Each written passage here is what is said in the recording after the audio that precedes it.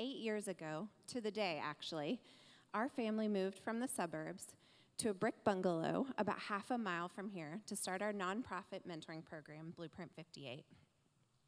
Now, everyone wants to live in this neighborhood. But back then, the question I got asked most often was why.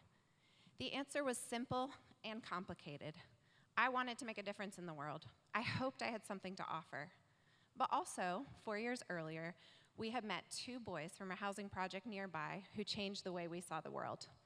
They and their families upended all of our ideas about poverty, about grit, about resilience, about the American dream and racism and what community really looked like. They showed us what it meant to build diverse relationships across boundaries, and we would never be the same. So our goal in starting Blueprint 58 was always to listen to our neighbors. We run every program that we started through the grid of does this build community and does this build relationships. We want to be a bridge between community organizations and schools, between students and mentors, between youth and job opportunities, between kids and a safe place for them to play. So over the past 8 years, we've built this mentoring program. We've sent kids to camp and the beach. We've hosted community events and started sports teams and a flag football league and a young mom support group. But all of this we've done out of that same cozy little bungalow. The problem is that we're out of space. If we want to continue building these relationships with our neighbors and opening our doors to more neighbors, we need more space. Over the last 8 years, we've seen a lot of change in this neighborhood. Some of it's been good, and some of it hasn't. But we think we're at a really important moment in the life of our city and of our neighborhood. So standing on the edge of this changing neighborhood, out of space, and recognizing the lack of safe third spaces in our community, we took a leap of faith and bought this building. Less than a mile from where we live now, in the Pittsburgh neighborhood of Atlanta, our goal is to turn this building into a community center for our neighbors. Downstairs, we'll have office space, classroom space, a teaching kitchen, gathering space for neighbors, a game room, and a library.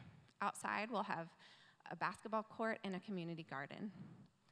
Our family will live upstairs, and we'll have space for youth who might need a safe place to land for a while. We have lived here for nearly a decade, and we love this community and the people who live here, and we want to continue to root our family in this place. We also recognize that there's a lot of people and organizations who have been here far longer than we have, and our goal is to listen and learn from them and to be an ally. We really want to be a bridge in a transforming community to make sure that nobody gets left behind or pushed out. This is Jarrell. Jarrell's one of the first kids we met when we moved in 8 years ago.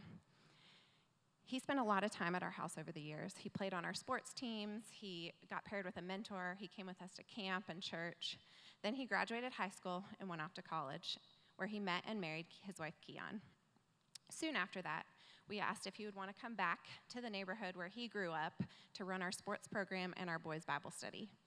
He agreed and joined the team this March. We think that and now his wife, Keon, is mentoring my daughter, Jayci. We think that this is a picture of a mutually transforming relationship. And our dream is to build our capacity to offer more kids like Rel a safe space to flourish in all that they were made to be.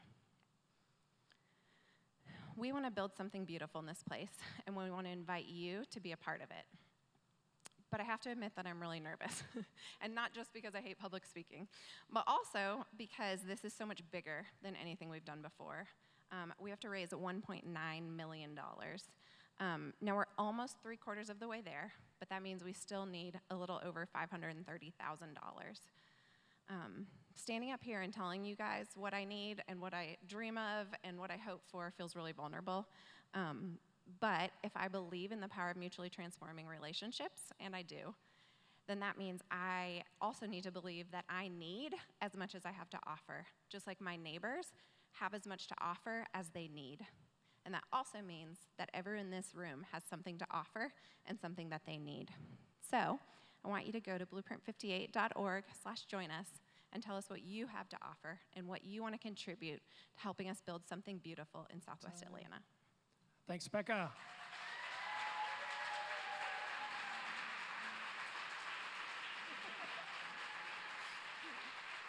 Thank you so much, Rebecca. All right, a few questions from our judges. Hello. Yeah. Hi. Thanks for your presentation. It was fantastic. I'm curious about how many people you're working with, whether entire families or just the kids, but kind of what the so we have 25 mentor pairs. Those are long-term relationships. So mentors commit to 2 years, but we want them to walk all the way through high school. But our sports programs and all of our other like community outreach events, that reaches about 200 kids a month. So, yeah. Really exciting vision. That's so cool. You talked about how the neighborhood is kind of changing before your eyes. How will you kind of embrace that or build that into the plans for this amazing space that you're building? Yeah, so a couple different things. One of the things we've been doing as we move even half a mile, there's a lot of differences between where we are now in Adair Park and Pittsburgh. So we've been hosting community breakfasts and dinners to ask people, like, what's already here? What do you guys feel like is missing? Where can we step in? Where can we come alongside someone who's already doing something? So we've been trying to do that. But then the other piece of it is, as more people have been moving into this neighborhood, we've been trying to connect them as mentors to students who are already here. So, yeah. All right, Rebecca, thank you so much. Becca Stanley.